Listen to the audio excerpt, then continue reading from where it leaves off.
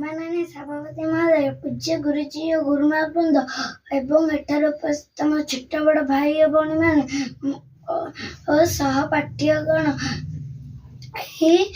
पवित्र स्वाधीनता दिवस ने मत किसी कहवा सुजोग मिलू निजक धन्य मन करुच्ची। आज हूँ अगस्ट मास 15 तारिख। यही दिन टी आम स्वाधीनता दिवस रूपे पालन करूँ। यही दिन आम देशर प्रत्येक नागरिक जातीय पताका अथवा तिरंगा पताका तले छिड़ा हो जातीय संगीत गान करता। दीर्घ 200 वर्ष शासन पर आम देश भारत अगस्ट मास 14 तारिख मध्य रात्रि रे आम देश स्वाधीनता लाभ कर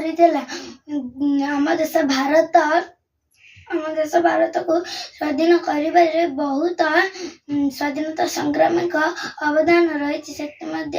सुभाष चंद्र बोस, महात्मा